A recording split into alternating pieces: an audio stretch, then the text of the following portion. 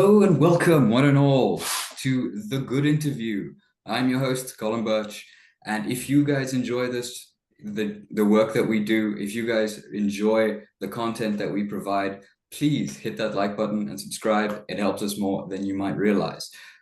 But moving right into it, today we are with Jaco van Schalkwyk the founder of the Character Company. Jaco, how are you doing today? Thank you so much for joining us. Thank you very much. What a great privilege, and it's a wonderful day. And every day we get to mentor young boys with absent fathers is a good day. So today was a good day. Well, yeah, no, as you said, making that difference on a day-to-day basis. So I'm glad to hear it. I'm glad to hear it. So what was the initial vision behind the Character Company? You say it's all about recognizing the need of the absent father, or let's say the individuals who are being deprived of the role of the father in the household. Yeah. So, for me, it started just growing up, an absent father, and the challenges that comes with that. Obviously stuff that you don't realize that when you're 7 years old or 14 years old. In fact, most of it I'm still unpacking, so it's a work in progress and an ongoing thing. It just gets a lot harder when you are older. It's a lot easier to mentor a 5-year-old than it is to mentor a 50-year-old. So but that's essentially where it started for me, looking back at my life and the challenges I'm faced. Just basic stuff, and some of them are small things and some of them are big things, and some of the small things come together to make big things. And it just looking back, I just felt like this is not a white picket fence scenario. The school fees tends to be expensive ones, and I realized that we can do something about it if we understand it. And so I've spent a lot of time just maybe trying to understand myself and my own history, and see how can we use that and how can we shape that into something that can provide a foundation and a guide for so many other boys. I mean, current statistics in our country is that 70% of our kids are growing up in single-parent homes. As many as 4 out of 5 boys in our experience do not have a positive male role model in their lives. That ideally should be your dad first, but there are just not enough dads around. So at the Character Company, we have mentors that play the role of a social father, if I could put it that way, to just step into the gap there. And so the intention was, how do we take the stuff that we have experienced in our own life and shape it in a way that it provides some guidance and some mentorship for a young boy out there not to have to go through the same experiences. It makes sense. It makes sense. And I'm glad you touched on that, because I was actually wondering where this passion of yours started from. Where I was wondering whether or not you had a father growing up, and how that did affect you, as it does and as it is currently for so many other young boys and girls too. But on a practical level, Jaco, how do you guys go about instilling the values of patience, of humbleness, and these character traits? How do you go about instilling them? Yeah, so I think for us, when 11 years ago, when I sat down and figured, what is this? What does it look like? For me, it was an intensely spiritual journey at that point. It came out of a place of deep hurt, deep challenges, and so some of the stuff that was immediately evident is that we have to start as young as possible. So try and get boys into the program as an early an age possible as we can. Research has shown that a father's impact is the highest between the ages of 5 and 10, and so we wanted to start there. So let's start at 5, and we are to date still the only organization that I know of, sadly, that are doing mentorship on a long-term basis for boys from as young as 5. And we then realized it has to be long-term. You can't do a 6-month course on how to deal with your absent father. You can't do a once-off event and then hope it's going to stick.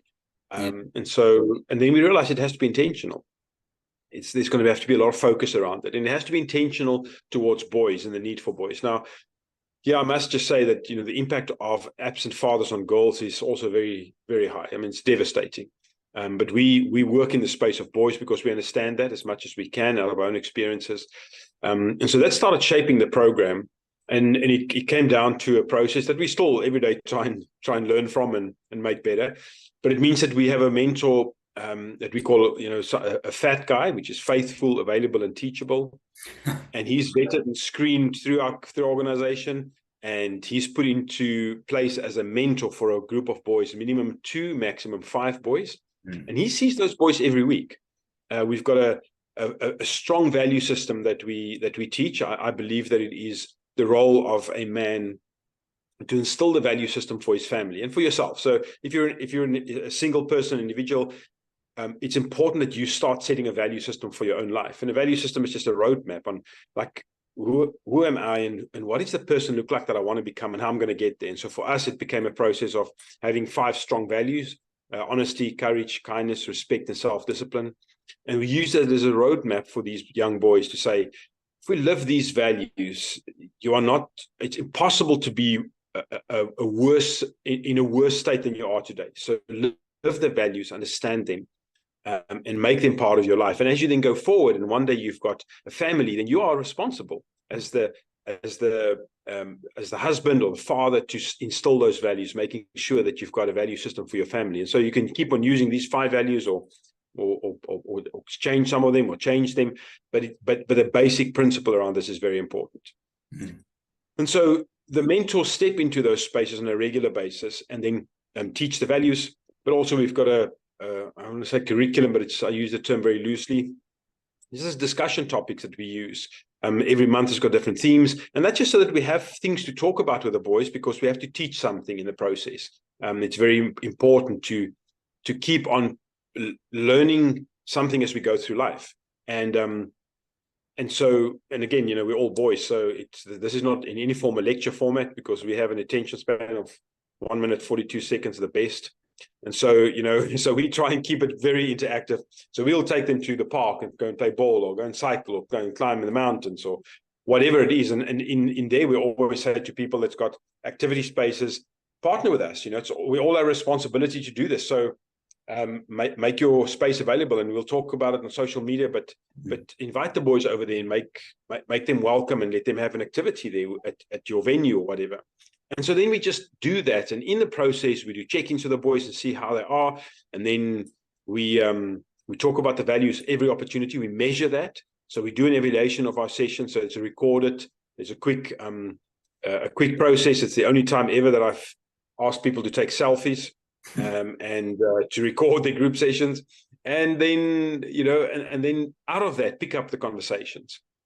So if we're talking about identity this month, and in this week we talk about the fact that I'm a brother, or I'm a member of a family, and in the conversation it comes up that there's challenges in the family, there's some struggles there, then pick up on that and then start.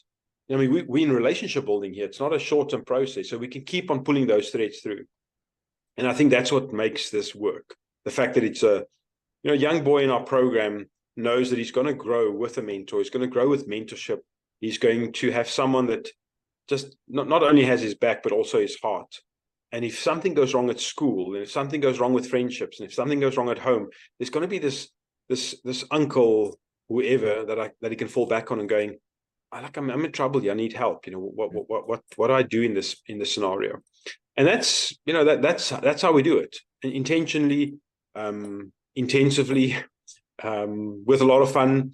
But focused on the boy child and saying, what can we do? And out of that, in the process, what we find ourselves and the growth we have in this is just phenomenal.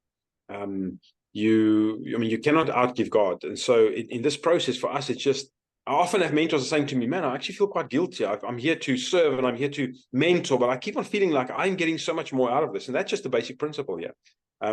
Because we understand that we need to grow as men. And so we also work very specifically in the space of masculinity, and to keep men accountable to one another through being vulnerable. And so that loosely is how our program runs. And we try and figure it out as it goes along. All right. I like that. It was quite a bit to unpack there, but thank you so much for laying it out for us all nicely there. I was wondering how long the mentorship in general does tend to last, because as you say yourself, it's not something that you can just install in one day and then it'll just magically change the rest of their lives. And yes, but sometimes it's it's one day that can make a big difference. But the point is, as you were saying, as well, you're building that support network so that if the need arises, they can come to you and they can, or the mentors, and they can branch out and express a bit on what it is that they're facing right now. And that's why I also asked about the practical aspects of everything, because and I also like how you guys seem to handle that. It almost grows organically, because yeah, let's go and do this hiking, let's go and do this and that, and then while you guys are busy doing something, then a conversation might spark, something might arise that otherwise wouldn't if you were just necessarily just sitting around. So that was very interesting. Thank you for bringing that up, and thank you Yeah. for the process that you guys are cultivating here. It seems like it's very profound, actually. So yeah. Yeah, I think one of the things it does is it lays the foundation as we grow up to have something solid around surrounding ourselves with the right people. You know, if you start the process of mentorship and you start understanding the value of it, it becomes part of your life, and you don't want to be without it. And so you would want to, you know, journey in life or through life with the right kind of men around you. And so we talk about, you know, who are the men that sits at your table, and how does that shape you, and what is the role in that. And so you know, when we get to teach that from a young age, then it has lasting impact going forward. I can understand that. Yes, 100%. Right. So what have been some of your most memorable moments from the character company? Just your experiences with the character company, and how has it helped you change your own perspective, or how do you think it's helped you shape your perspective that you have now? Yeah, you know, it's such a difficult question, because I mean there are just so many. If I look at the experiences and I look at what we've seen, you know, maybe I can just capture it in some of the big experiences, because there's so many small stories in it. But it's essentially when you see the light goes on and you see the change start happening, and sometimes it's gradual, because you start with a 5-year-old and the process starts with you know, the values and playing and building relationship, and sometimes it's an 8-year-old that's just really struggling, or sometimes it's a 10-year-old that are going through really profoundly deep challenges in his life. And as you go through that, you can start seeing the change. I mean, I'm thinking of boys that is coming to our environment out of very abusive spaces, into a program that is very intentionally focused on things that boys need. And a lot of the things that boys need is a lot of physical contact. You know, there's a lot of playing and, you know, rough and tumble, and, you know, like swimming and, you know, mud fights and those kind of things. And I mean, I told a story to someone last week, you know, a boy that came into our program, and how terrifying that must have seemed, coming out of a space where he came out of an abusive environment, and yet his deep need to just be part of that, and how he grew into a place where, like, getting him to a camp was a huge milestone. And then, you know, the day that he actually started a mud fight was, you know, for him was just the biggest achievement of his life. And, you know, it was such a big thing. And a lot of people were listening to this and going, but that doesn't make sense. I mean, that's just a small thing. But if you look at the journey, and if you look at the journey where you start, where you don't feel appreciated, you don't feel like someone's really making the effort for you. And yet here's someone that picks you up every week, that cares about you, that continue to do so, even though in the beginning you kind of try and get to that place where he's going to give up. And, you know, often that happens. Mentors represent masculinity, and often masculinity has not been great for young boys. And so, you know, there's sometimes a lashing out at that even. And yet, despite that, you know, there's a keep on coming back. I'm thinking about how hard it is for us as men to be vulnerable, and how we struggle with that, and how we're not accountable to people around us, and how we think we want to do things alone, and how that shapes statistics around suicide, for example, in our country, and substance abuses and those things.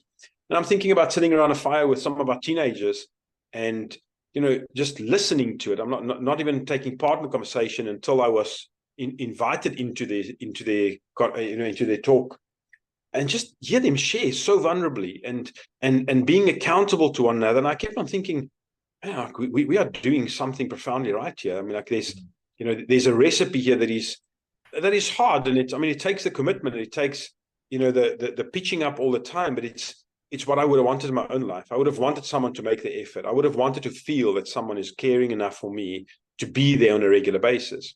But when I look at that, I see how it shaped their lives, and I then have a conversation with men that are in that environment, and we can admit that these boys see the stuff that we talk about. So we talk about the values, we talk about vulnerability and accountability and commitment, and yet they see it. They see how men interact with one another, men that are different, men that comes from different backgrounds, and how they are respectful and living out values. And so it's not the question of just hearing it, they're actually seeing it practically. And there's a desire to then change, because once that connection has been made and the changes come from the heart, then it automatically happens from the outside. And that's why it's important to keep on until we find the contact point. And so, it's just been, it's been such a blessing to see the changes. And even in our mentors, just having conversations where mentors can go, man, my life has changed. The way I interact as a husband is different. The way I father is different. The way I understand that I can't do this alone and I need men. We've got mentors in our program whose sons are in our program. It's always one of our first invitations. And their sons are mentored by other mentors. And so, this takes an enormous amount of humility and courage for a man to go, I can admit that there are men around me, because they are good men, that can point out to my blind spots, even when it comes to parenting. And so my son is better off with another person in his life, not just me. There's something valuable in that, and it takes a real man, to go, sure, I will allow another man to speak into my family in that way and into my parenting. And so I can talk for days about these stories, and it's just the reality is that it's hard, it's difficult.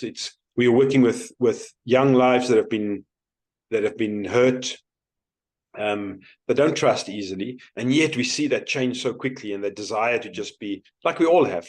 We have a desire to be heard. We have a desire to be part of something. And so when you are finding a space where you belong, your tribe, so to speak, then that's great. And then the work starts with regards to how do I discover myself and how do I deal with the stuff, that teachable part, how do I then remain a teachable individual and learn the lessons. So it's been a joy. As hard as it's been a joy. That's incredible, Jaco. Really, man, I love it. Whenever I speak to somebody where I can just hear the absolute passion that's just radiating from within, it fills me with joy. I get giddy, because it's just like, I can see you are where you need to be. And, I'm sure every single one of not only the children, but also the mentors, I'm sure they appreciate what you have done, what you have started here. And yes, it takes a team for everything to work, but, there's always that one person that kind of needs to step out there first before other people are willing to also follow on after that. But what you were saying about the role modeling, that really caught me, and it was one of the other questions I have here, but you've put it there quite well. And the question itself was that why is role modeling so important to you, do you think? But I think if I could paraphrase here, I would say that from what I'm hearing, it seems like it's a showing, it's a doing, right? You're not pretending to just say something and how can I say, just talk and hoping things are just gonna change from there. Even though yes, talking is necessary, but it's that action, right? Nowadays we have this environment that we've created, especially technologically, where everybody's talking about doing something, but very rarely do they actually then go and talk and go and actually do the thing that they are talking about. And so am I correct in saying this, that that's why a role model is important, to have somebody that actually does the thing instead of just saying? Yeah, no, I think and I love what you said there. There's a lot of people talking about doing things, but there's very little doing. And that's the problem with our society. We have not been made to be overloaded by the kind of information that we receive on any given day. One of the reasons why in our program, we don't allow boys to bring any form of technology to a session or to a camp. We know it's there, and we teach them about the safe use of it, and we engage with moms on that. But when you come to a camp with a cell phone, you better hand it in before the camp starts. Otherwise, you're going to leave without a phone completely. It's just we want to make sure that boys get into a space where where they get out of the comfort zones, and you see that. I mean, like when we line up for meals or activities, you're not allowed to stand next to the same boy twice. When we sit down for meals and we eat at a table, most of our meals, you're not allowed to sit next to the same boy 2 meals in a row. And so there's this constant thing of building that social interaction that we're not used to. And that's the modeling part. It's when, because the mentors must do the same. It's like the constant interaction, and then there's also the steady thread that comes through, that like even if mentors change, there's always, like, I go to a camp or an event and I see the same people. There's a lot of that, and so there's familiarity, and there's safety and familiarity for me. There's a structure around that, and so for me, the men around me model these things, but they're not leaving it. It's not like I'm like, here's a course and go and do it. It's so here's a course, but we're going to talk about it. We're going to meet regularly. We're going to have interactions about it, and that's the value. And it's scary, because it means I have to be vulnerable. When I find myself in that space, I'm going to at some point have to share, and yet I want to, but I'm scared of it, because it's never really been a safe space. So few men have got experiences where being vulnerable has been safe, and part of it's because we're not creating enough spaces, and part of it's because we're choosing the wrong places to do so. Because we don't know ourselves, we don't understand what is our own vulnerabilities. And so if we teach that to the boys, we understand that it's by modeling the behavior. Ultimately, it's that. There's this beautiful picture of this little boy. It's made up of blocks, and this man that's made up of blocks, and he just, the big person is, the man is taking out these little blocks out of himself and putting it into this boy and making the boy whole. And it just, that's the process. Is we can't just say, well, here's some good stuff, go and do it. We have to say, well, here's some good stuff. This is how I've tried it. Look at my life. This is where I do. And you can also see in my life, when you look at it, where I'm getting it wrong. And I want to be accountable.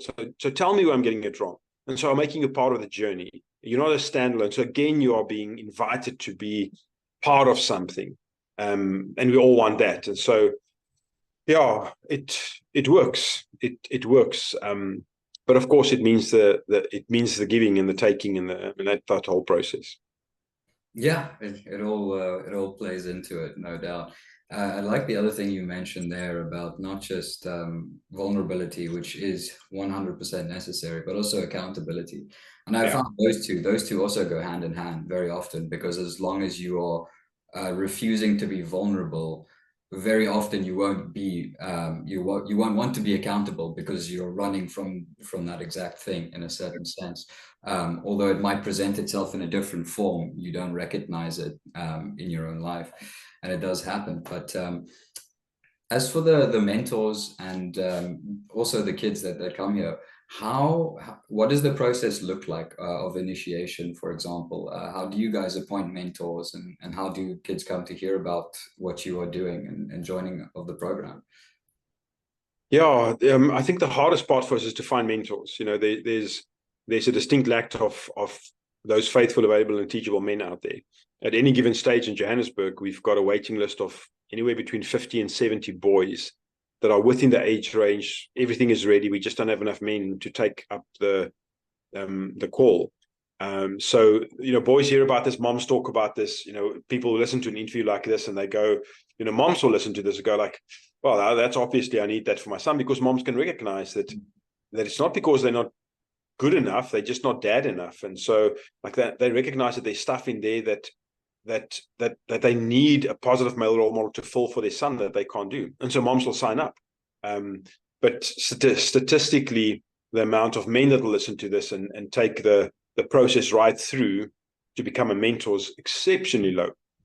And that's just because men have lost the ability to make commitments in our society. In our time, there's no longer, we're a society where everything must happen quickly. I want to brush my teeth while I microwave my coffee while I'm sending an email. And so, mentorship doesn't work that way. That's why we're in a mess. It's because everyone wants to do everything fast. You want to go quickly, then go fast. If you want to go properly, then take the long road and take the right people with you. And so it's the call is always there. Is we need to change this, and we can. We've got a recipe here, but we need men to step up and grow, and that's part of the scary part, because it does again come back to the am I being prepared? am I prepared to be vulnerable enough to say, I don't know how to mentor 5-year-olds, but, so like, help me, it's like, Yeah. I want to do something. I feel there's a stirring in my heart, but I don't know how to. And then the accountability part, which is it's like you said, it's even more important. I can be vulnerable and it's great, but if I'm not accountable, then vulnerability at some point goes nowhere. Accountability is, this is what it looks like. So this is what I'm struggling with. I've laid this bare in front of you. So now show me where I need to watch out, because I've got blind spots. I don't know what to do with. And then I can make the commitments to change those things. We teach that to the boys, but it's how to find the men that are prepared to do that. And so the boys are, at any given stage, very quickly we find them, they want to be part of this because they can see the change. The harder part is finding the mentors. I see. All right, yeah, and that leads on to my next question, which was essentially just, what is it that what is it that you guys as an organization need to make an even bigger impact? Would it just be the fact that you are needing more mentors right now, currently? Well, yeah, I think, that question always, the first answer is always the resources. How do we get more mentors? Well, we need resources to do that. We need more exposure. We need to talk about this more. There's a part of this when it comes to advocacy that we need more platforms to just have conversations, people to connect us, to go, listen, let's talk about this. Let's have the conversation with myself or my family or my colleagues or my corporate space about vulnerability and how do we change that, and how does it flow out into the things that we find challenging, and how can we make a difference, and how, like if I run a business or my big corporate, the statistics in my organization and for my staff, it's going to be the same. 70% of the kids represented in my staff meetings will be coming out of single parent homes. So how many of the people that I work with here are raising children on their own? How many of the women here are going home tonight and are the single breadwinner? And what does that look like in my space? How do I operate that? Can I understand more of what that looks like so that I can be a better employer, for example? And so those conversations are so important. And then just, the constant thing of how do we introduce that better? So if right now you look at any community and you look at the devastating number of boys growing up with absent fathers, how do we find mentors in those communities? And how do we link that to job creation? If I'm a corporate and that, for example, or I have access to funding in a space where like the majority of my workforce comes out of a certain region or something, well, how can I contribute to getting a mentor in place in that area that can mentor boys to change the stuff? Because I need to understand and look at the long-term implication again. Like we all think, unless it's happened in our very close environment, and then it's devastating. Unless something like gender-based violence or substance abuse have happened close to me, it's very easy to go like, this doesn't really, how does it impact me? We have no idea of the economic impact on our country when it comes to gender-based violence and suicides. I'm not even adding substance abuse and corruption, those things that stems out of this too. So we need to be more aware, and the only way we're going to be more aware is if we actually have more conversations. So we need people to create spaces for conversations, and we need people to start talking about it. We can fix this. This is not my problem alone. This is not our problem alone. So it's not my responsibility to fix it alone. But as a society, we need to start making a shift in our thinking and our acting. The behavior. Stop talking about this and start doing something. And so, we are always looking for opportunities on how we're doing more. How can we engage with boys better? Because that's our next generation of leaders, our workforce. So let's mentor them. Let's get the right kind of people out there, so we don't have to spend all of this time trying to deal with the brokenness anymore. Yeah, no, that makes a lot of sense. And how do you think, or how would you say that not only the vision but what you guys have been able to do has changed since its inception in 2013? I think it's probably just become a lot more intense. One of the biggest things for us has been the shift of understanding that we're working with boys. And even though it's been hard in the beginning, it has really been very evident how difficult it is to get men to make commitments. And so that has become an important part. And then understanding what happens in the space of masculinity. So I think probably one of the biggest changes, not changes, one of the biggest shifts was, how do we also incorporate the conversations around masculinity in this? And I think for us, where we now is, how do we take all of that and address the one thing that really should be the thing that brings our country to a standstill? That's gender-based violence. How do we deal with that as a practical way? Because we're not doing enough. The statistics tomorrow is going to be worse than it was today, and today is worse than it was yesterday. So, I mean, no one is changing anything here, and yet we can. And if we can start changing that, and that includes conversations with men and women, and then a combined conversation. That's really where our heart is at the moment, is how do we create some of those things? And so I hate reinventing the wheel. And so there are people out there that are listening to this and has got concepts around this and a desire to see that change. Then let's have the conversations, because men need a voice in this too. I mean, this is a men's issue.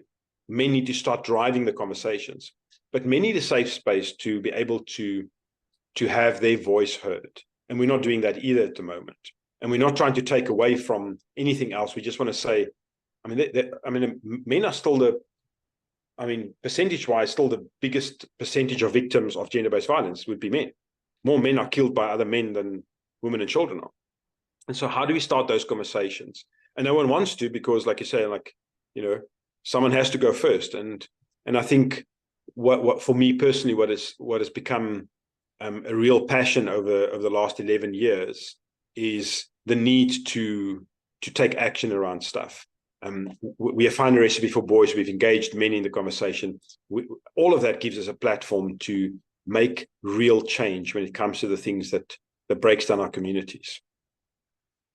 Yeah, no, 100%. And I think, although we do still have a long way to go in terms of dealing with things like the gender-based violence in our country, I think that it takes every single person, just like you yourself, to do what they need to do on a daily basis, and to reach out and to have these conversations, as you say. Everything has to start small, but with every seed that is planted, with every seed that's planted, a tree grows. Every tree drops another 1,000 seeds, so you never know where that will end up. And I can only thank you once again for the work that you are currently doing, because sometimes it just takes one person to take that first step, and then the next, and then it follows and it follows and it follows. But yes, you are also 100% correct in stating that it is our job as a country, as a community, as a nationwide community, to address these issues, because there is no other way. We can't keep hiding behind he'll do it, or no, we have a they'll sort it out for us. Unfortunately, it's not how it works. But I love the analogy about the seed. We've got an acorn in our logo. So, and you know what? They say the best time to plant a tree is 20 years ago, and the second best time is today. And so, we have to. We owe it to ourselves, and we owe it to the next generation, and we owe it to our young boys, and girls. And so we have to. We've got no choice. No doubt. And so, just on a general level, I wanted to ask as well, how involved are the mothers in your program? Do they stand on the sidelines? How does their involvement work? Yeah, so we're on a strong mom support program. So we actually a couple of months back launched a helpline for moms, boys, and mentors, and moms are by far the biggest uptakers of those. It's just, how do we continuously find ways on supporting the moms in the process, and how do we engage the moms and making sure that they don't feel like, well, firstly, someone's taking care of this, so I can take a backseat. This is nothing about that. This is not we saying you're not doing a great job, let's take over. The conversation is always, we get how hard this is, so how can we partner with you? What can we support you in with this? And how do we engage moms in that? And so, the moms have got afternoon groups and the groups that their boys are in, but they also got, in the province they're in. And so when there are opportunities that we can engage them, either in conversations or workshops or something, we do that. And so we're very privileged to have moms that are very engaged in the process, and with the feedback we're getting on a regular basis, because that helps us to shape some of the changes that we need to make. We want to make sure that we always stay relevant. We understand the needs boys with absent fathers, but we're also raising a generation of boys that don't have absent positive male role models anymore. So it looks different. And so, what are the new challenges? And then we then find ourselves in a place where things change, like conversations that we now need to have with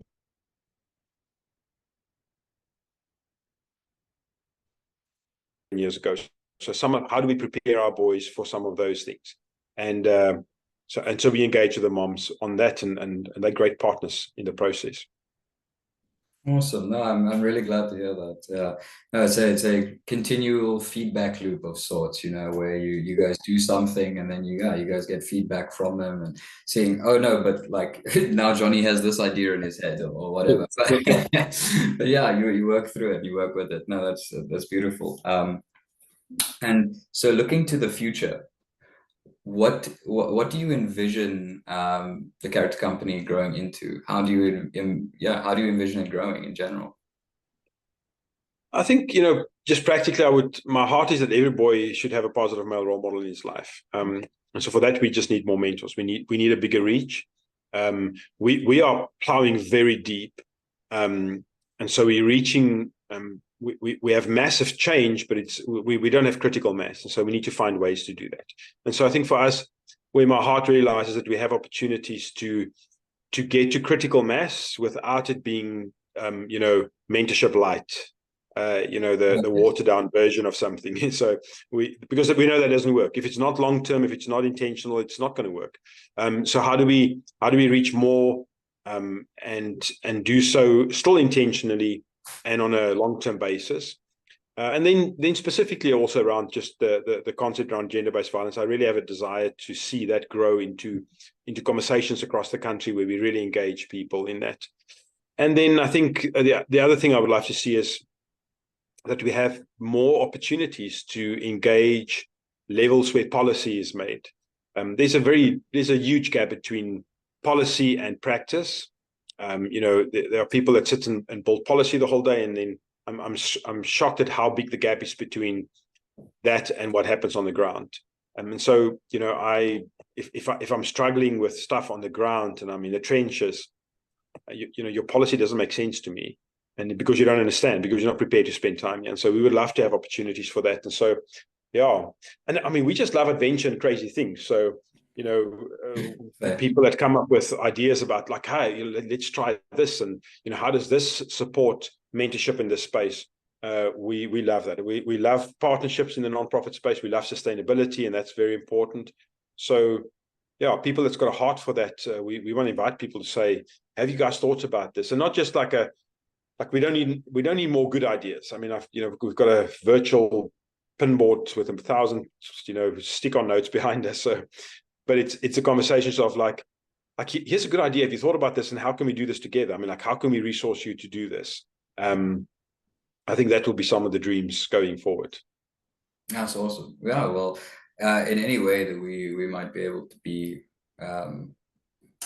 to help and spread the word and promote it would be incredible to do, because yes, the vision that you have for it is really so pure, and it is something that needs to happen in general. So we can definitely see what we can work out there. But I genuinely have really enjoyed this conversation, Jaco. You've been a tremendous conversationalist, I'll say that much, first of all. But also, again, man, just you can see that from where you are sitting, from how you are speaking about these things, it's never an I. It's never about me. It's about how can we do this to better this situation? How can we help them? And that's like, yeah, again, just kudos to you. It's an absolutely beautiful thing. But I do have one more question for you, and this will be the end.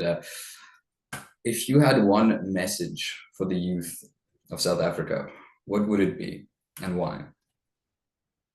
By far, the most important thing I want to tell young and old out there is who are the guys that sits at your table? Society pushes us into becoming cowards because we're supposed to pretend, we're supposed to not be in touch with our emotions. Society tells us that's what a real man looks like, and that's just being cowardly.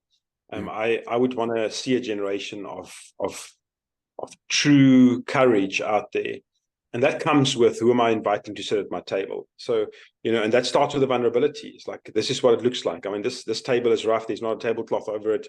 It's got scratch marks in it. Like that red stain, I don't know if that's blood or red wine. I mean, this is a rough space. So, but you invite it into this and come and shape this. And that's where the accountability happens, and that's where the commitment happened. And if we don't have that, we have our country right now.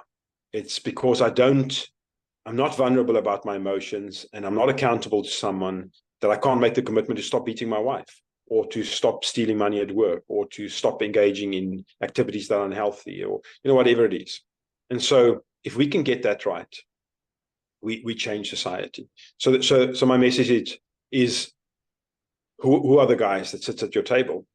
Choose them carefully and wisely, and engage with them, because you then become someone that sits at someone else's table, and that's how we slowly change this, but with great intention. Thank you so much, Jaco. There you have it, right there. Who is sitting at your table, guys? There's a question for each and every one of you to ponder about, and see what it is that you can do in your daily life to do, or to better yourself, and to make the world itself, a bit more of a better place to live in, a bit more of a comfortable place to be in.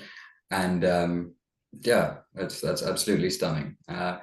Thank you guys so much for watching, one and all. Once again, I've been your host, Colin Birch. This has been Jaco from The Character Company. Thank you so much, Jaco. We appreciate everything that you are doing, and may peace and prosperity follow you always. Bye-bye now. Thank you very much. Really appreciate it.